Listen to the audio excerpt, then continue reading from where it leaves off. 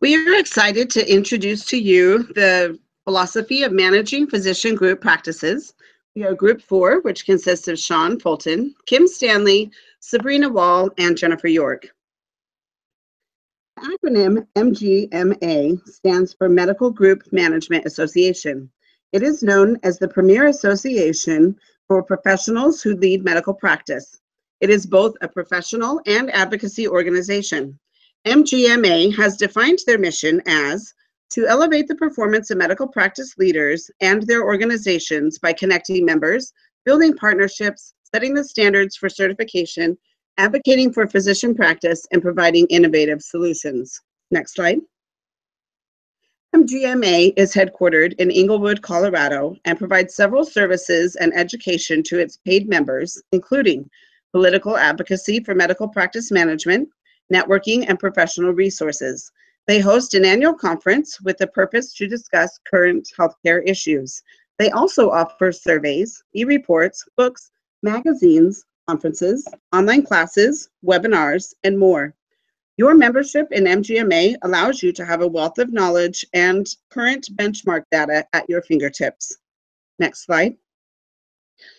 MGMA also has a resource called the Body of Knowledge for Medical Practice Management. This literature is known as the authoritative guide to managing a successful medical group practice and gives an abundance of knowledge for different skill sets needed to be a medical group manager. It was developed by the American College of Medical Practice Executives, also known as ACMPE. Next slide. ACMPE is a sister organization to MGMA, and it is recognized as a standard setting and credentialing body of MGMA. MGMA also offers courses for those who wish to be certified through ACMPE. It is important to note that ACMPE is a professional organization and does not participate in advocacy. Next slide. MGMA's membership is over 40,000, and they represent more than 12,500 organizations of all sizes, types, structures, and specialties. MGMA also has an affiliate agreement with all 50 states in the U.S. These state affiliates provide local level networking, education, and volunteer opportunities. Your state membership and national membership are separate. You must be a member of both to receive all the benefits available to you. Currently, MGMA offers different membership levels. The annual price for a medical practice professional is $399. There is a membership option for students. That annual price is $35, and you must be a full-time student. They also offer a 30-day free trial with limited access to their resources. Next slide.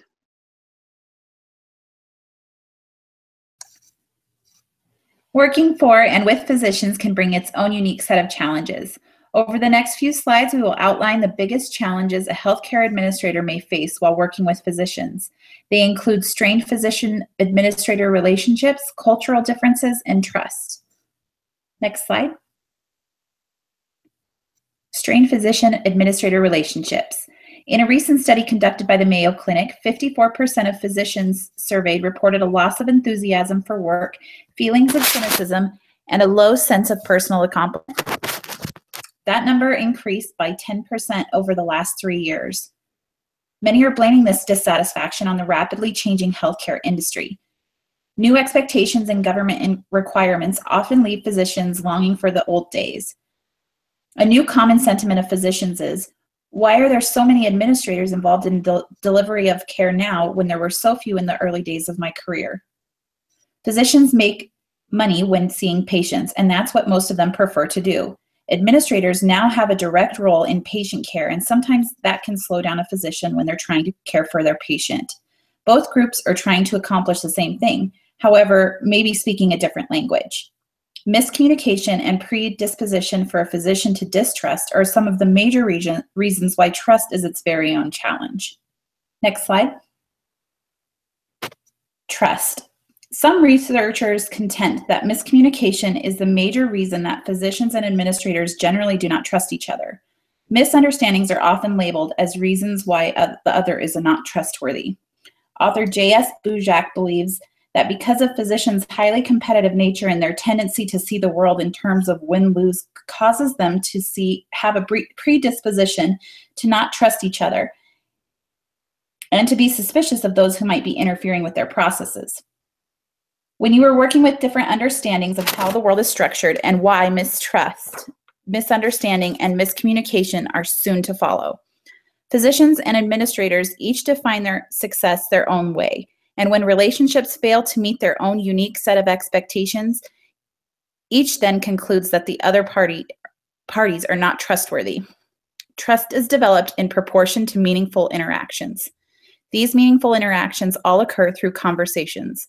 Most trust challenges can be overcome through communication. Setting clear expectations and boundaries will help everyone to get on the same page and move forward with trust in their other party's abilities. Next slide. Cultural differences. Part of the problem with culture in practice lays in the belief that physicians and administrators should have a common set of values and that they should all think the exact same way. What is important to one group may not be equally important to another. As you can see in this chart, some of the values overlap, but how and when they are achieved may be different depending on which group you ask. While some researchers suggest that this is a major challenge, others speculate that this tension provides an appropriate and needed balance. Physicians' primary focus is on the patient and their outcomes, as it should be. Managers and administrators tend to focus on patient outcomes and experiences as well, but more as part of a whole picture and part of finite resources. Patients are best served when there is an appropriate tension and balance between these two cultures. Next slide. Healthcare administrators and managers face their own set of challenges not directly related to working with physicians. These challenges include physician recruitment, financial performance, managing group culture, and documentation and coding accuracy. Next slide. Physician recruitment.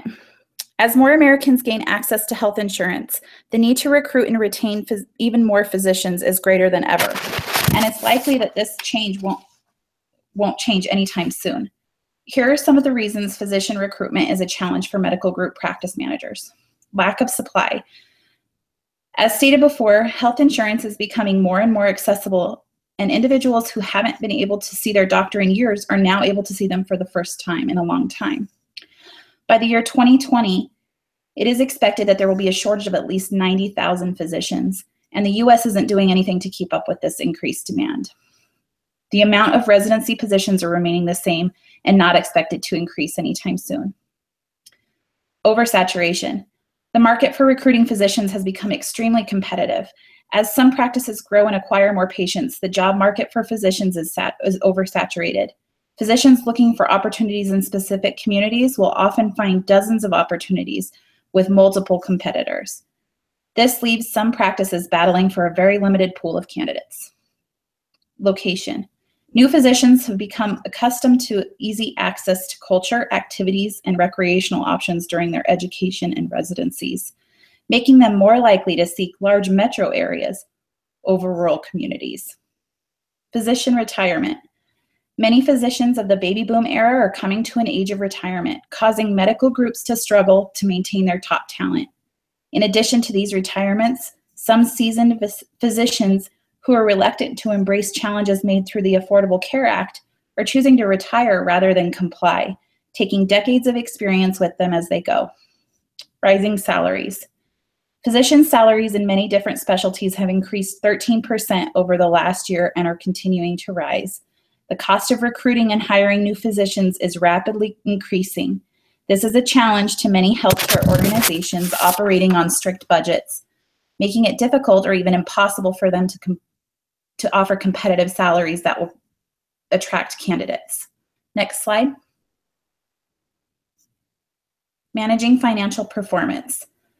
Medical group practices are having increasingly difficult time being financially successful for several reasons. First, government and health insurance reimbursement has remained the same for several years, whereas the cost of operating the practice is consistently increasing. Costs are going up, but reimbursement is remaining the same. The healthcare industry is changing quickly, and practicing medicine is becoming more and more complex. This means that the cost of providing healthcare is driving up operating costs. Medical group practices are being required more and more to measure quality and other parameters. These are expectations that have not been present in years past, so it's also driving up costs. Documentation requirements have grown while the difficulty of documentation has increased. Many groups are seeing compensation reductions based on inadequately documented diagnoses and care. Next slide.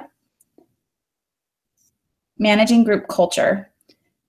If practices want to achieve high performance standards, it is necessary for physicians to change their habits and begin to participate in new ways of providing and managing care. Physicians must embrace their leadership roles and make necessary transformations, even if it means their responsibilities have grown. A culture of trust must be developed by frequent and meaningful communication. Physicians should have a direct communication link to the administrator or to a designated representative who has the authority to make decisions. Administrators should work closely with physicians and value their input and suggestions rather than viewing them as just another employee that they manage. Next slide. Documentation and coding. New guidelines for coding and documentation can be complex and confusing. Typically, physicians will have very little training in this area, and the way a physician will code the procedures they performed can vary greatly from one provider to the next. When a physician is uncomfortable or uneducated in coding, they have a tendency to undercode their work. This can lead to a tremendous loss of revenue within a practice. If a physician with an average of 3,500 patient visits a year undercodes just 10% of his or her encounters, it can result in a $10,000 per year loss in revenue. In addition to the loss of revenue, poor documentation increases medical legal risk and the risk of an audit.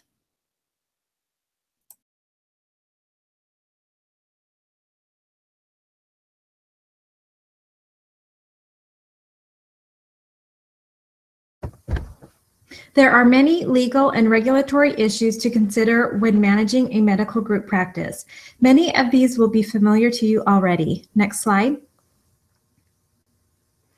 It is important for medical group practices and physicians to stay up to date on their licensing. A few of these licenses are medical, DEA, and business licenses. Physicians are very busy and want to focus on patient care, so oftentimes it is the manager's responsibility to make sure all of the licenses are current. Human resources primarily deals with employment law. Being a manager, you will supervise employees. Many states have different employment laws, but there are also federal employment laws, so it is important to be familiar with the employment laws and apply them to the practice you manage. Liability is also a major factor in the healthcare industry, so physician managers and facilities use risk management to minimize their liability. Risk management involves identifying problem practices or behaviors and then eliminating or controlling them. A few risk management activities that can help lower legal risk in practices are having proper training and procedures for medical record charting, patient scheduling, writing prescriptions, and communications with patients. Compliance programs in healthcare organizations must be compliant with changing healthcare trends, guidelines, laws, and government regulations to minimize their risk. Compliance programs may apply to human resources, risk management, and billing practices.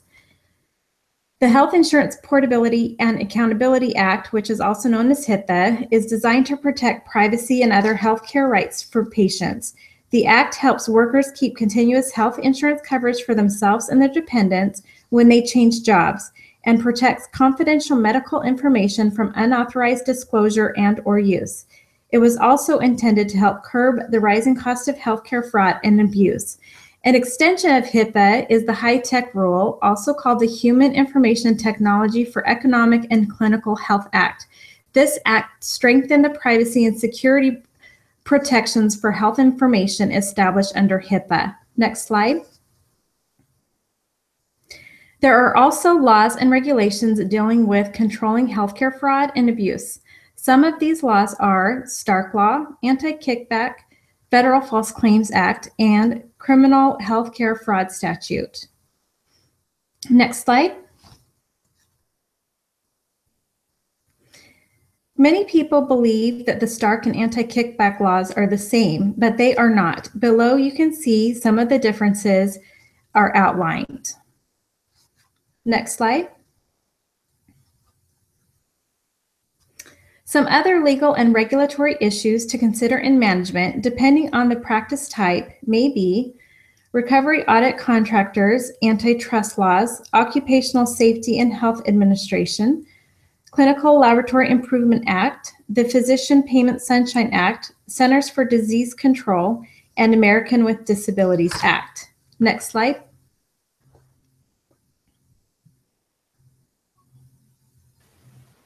Next, we will discuss entrepreneurship in the medical arena.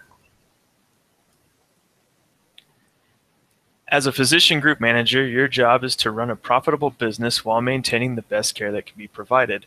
Entrepreneurship is defined by Google as the activity of setting up a business or businesses, taking on financial risks in the hope of profit.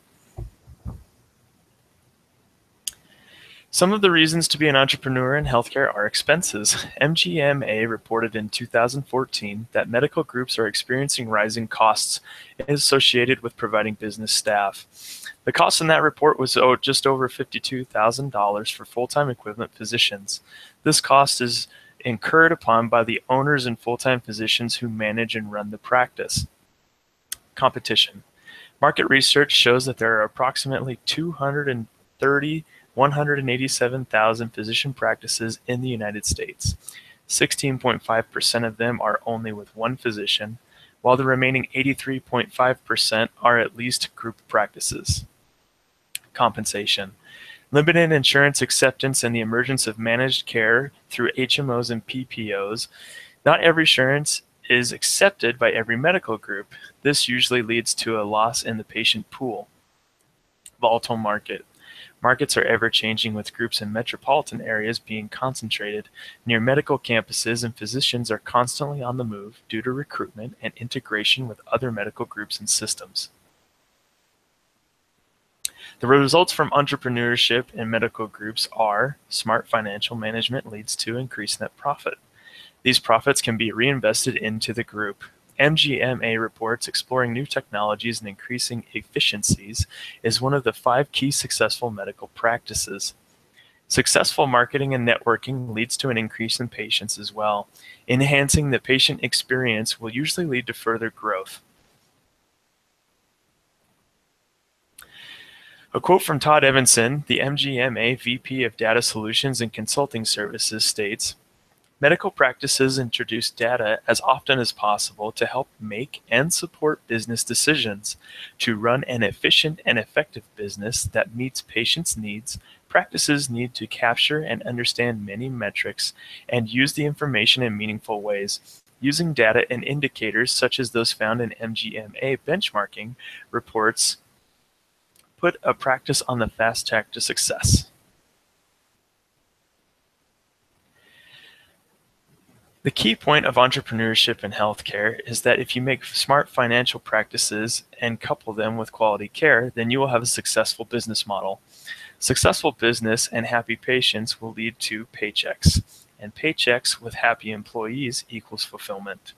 Your goal as a medical group manager is to employ the right people who provide quality care while making the business profitable. The entrepreneur spirit will increase your ability to be successful in your efforts. Treating the medical group as if you own it will drive revenues and lead to more opportunities opening up to you in the future.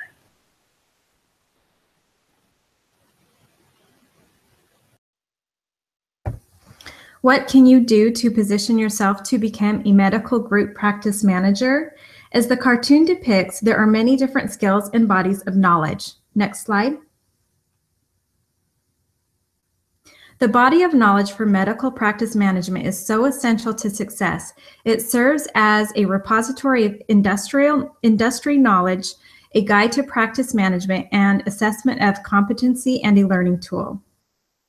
The listed areas of the body of knowledge are operations management, financial management, human resource management, risk and compliance management, patient-centered care, and organizational governance.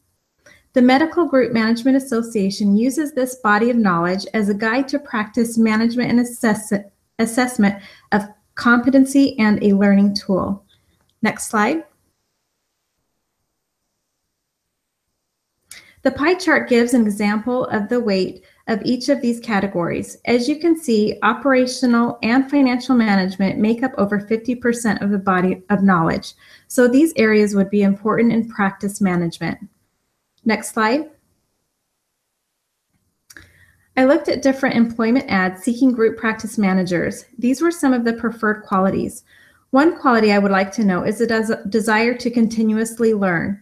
There is one guarantee in healthcare, and that is healthcare is always changing. As a manager, you will need to stay up to date on all issues that would apply to your practice. Next slide. Other things that you can do to position yourself as a medical group practice manager are enroll in an undergraduate or graduate degree program, look for leadership opportunities to strengthen your leadership experience. These opportunities can be voluntary, like church callings. Begin working in a medical facility and come up through the ranks. This could be a valuable experience because you would be able to experience all the aspects of the medical practice and how it is run. Gain management experience. Look for continuing education opportunities. As mentioned, the Medical Group Management Association offers annual conferences and webinars to stay current on healthcare happenings. In addition, oftentimes insurance companies or malpractice carriers will offer free workshops or webinars to keep practices updated. Join professional networks such as the Medical Group Management Association. Seek out mentors, both personal and professional. Seek out opportunities, and you can do this by joining a networking group or even volunteering in a medical setting such as a hospital. Understand and embrace technology. Most healthcare providers are transitioning to electronic records, so this can be very important in medical practice management. Next slide. SGR equals sustainable growth rate. The Sustainable Growth Rate formula, adopted by Congress in the late 1990s, was a Medicare physician payment rate plan. It was developed to help control federal Medicare spending and was set to a formula based on United States economy's annual rate of growth. While the first few years of the SGR formula worked, and doctors even saw some modest pay increases in reimbursements, Medicare expenditures at that time were not excessive. However, in 2002, the Medicare expenditures exceeded the government set targets, and the consequence to that was an average of 4.8% reimbursement pay decrease to physicians. Doctors across the nation were furious. Next slide. From 2002 on, the expenditures continued to exceed the targets, each year with a wider gap. While physicians in Congress could agree that the Sustainable Growth Rate formula was fundamentally flawed, the idea of scrapping the law altogether was daunting to Congress. They felt that it would be too costly to terminate the law. However, in an effort to fix what they all knew was broken, Congress continued to provide expensive doc fix patches to avoid the reductions. During the years 2003 through 2014, there were 16 laws that had been passed to override the Sustainable Growth Rate reductions. The Sustainable Growth Rate formula was finally repealed in 2015. Next slide.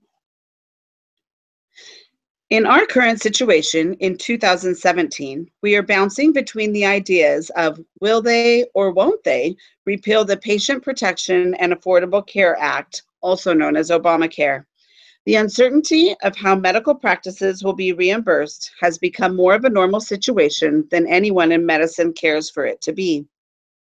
Susan L. Turney, MD and CEO of Marshfield Clinic Health System and former president and CEO of MGMA, has said, physician practices are doing more and more to innovate and respond to our rapidly changing environment to meet the needs of their patients, but with fewer resources.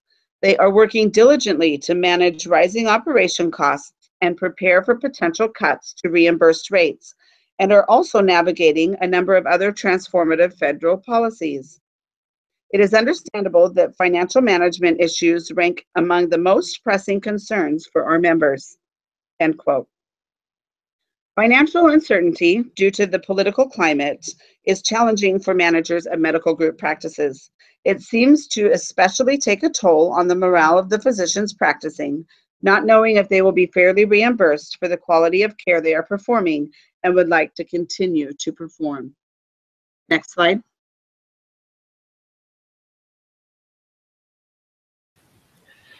Next, we're going to cover the MGMA position on PPACA and HCEAR. The letter from MGMA President William F. Jesse is dated March 20th, 2010. It was addressed to the House Majority and Minority Leaders, Nancy Pelosi and John Boehner. Some of the key concerns in the letter were the sustainable growth rate Medicare formula, which has now been changed. At the time, MGMA claimed that 21% cuts were to the physician payment under Medicare. Independent advisory boards were also established, and MGMA was concerned that IPABs would worsen the practice's financial stability by decreasing Medicare reimbursements. Imaging services were not being fully compensated for under the new and changing Medicare growth rate formula patches. Tort litigation was not addressed, even with $50 million of grants being awarded to the states that would have to figure out their own ways of solving the issues. New physician-owned hospitals were under fire. MGMA opposed the proposal to eliminate new physician-owned hospitals and advocates for them as they benefit the community, particularly in rural areas. Medicare fraud enforcement. The policies and the changes that were happening up until this time cast too wide of a net by modifying the intent requirement for violations. This meant that honest providers were being caught up in fraud cases simply because they were making mistakes. The letter calls for simplification. HIPAA and electronic transactions were limiting efficiency in medical providers. Standardized electronic patient cards were also missed in the legislation, and the letter calls for them as well. The letter is summed up perfectly by this quote from William F. Jesse. He says, "MGMA appreciates your outreach and willingness to participate in constructive dialogue to improve the current health system. We remain ready to continue working with you and your staff as you consider the issues affecting physician group practices." End quote. The opportunity to list all the key complaints in healthcare legislation at the time was taken in an effort to repair damaged relationships with Congress and gain support for their stances. The sustainable growth rate was repealed and replaced with MACRA in 2015. Before the sustainable growth rate was repealed, many doctors were threatening to stop seeing Medicare patients. This was because what Medicare does, commercial insurance soon follows. If Medicare fee schedule was cut by 25%, most insurance companies would likely follow within a few years, making it harder for doctors to be profitable. If physicians quit seeing Medicare patients, there would be a significant shortage of doctors for Medicare-age patients, and that's why there was need for a change. Next slide.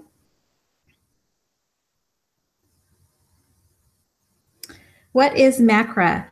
MACRA is Medicare Access and CHIP Reauthorization Act of 2015. MACRA does many things, but most importantly, it establishes new ways to pay physicians for caring for Medicare beneficiaries. It is estimated to cost the healthcare industry $1.3 billion to implement, but according to Forbes magazine, the savings to Medicare programs that comes from implementing MACRA will total nearly $3 trillion over time. Next slide. The Quality Payment Program has two different payment models. First, the alternative payment model, and next, the merit-based incentive payment system. It is my understanding that most providers will be subject to the merit-based incentive system, which will review quality, resource use, clinical practice improvement, and meaningful use of certified electronic health record technology. Payment adjustments will begin in 2019 with an increase or decrease of 4%. and will level off in 2022 with an increase or decrease up to 9%. But Medicare began collecting the data this year. It is also important to note that some physician practices can be exempt from MACRA requirements. It is estimated that 1/3 of physicians may be exempt. Physician practices with less than $30,000 in Medicare revenue or fewer than 100 unique Medicare patients could be exempt. As a practice manager, it would be important to know if your practice qualifies for this exemption and how to apply for that exemption. The first payment adjustments based on performance go into effect on January 1st, 2019. However, just this month, in October 2017, the MGMA joined the American Medical Association and more than 100 physician specialty and state medical organizations in a letter urging Congress to extend the MACRA transition period to ensure smooth implementation of Medicare payment policies under MACRA. It is possible that Congress will approve that extension, but unless an extension is granted, the first payment adjustments based on performance will go into effect as planned. Next slide.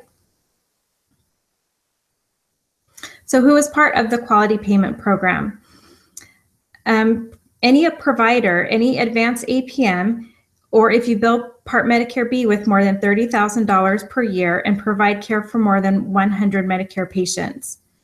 So this can mean physician, physician assistants, nurse practitioners, clinical nurse specialists, and certified registered nurse anesthetists. Next slide. As you can see, not only is there mounds of information to learn as a medical group practice manager, there are many things that you can begin to do and explore now. The majority of physician offices used to be privately owned, but there has been a dramatic shift in the last 10 to 15 years. Now it is estimated that 70% of physicians are employed by hospitals and 30% are in private practice. The skills for medical group management can be used in both private and hospital-based practices. In a hospital-based practice, you may have a more specific job role, such as human resources or a compliance manager, but all the skills for a medical practice manager will serve you well in whatever career path you choose. Thank you for watching, and good luck studying this week.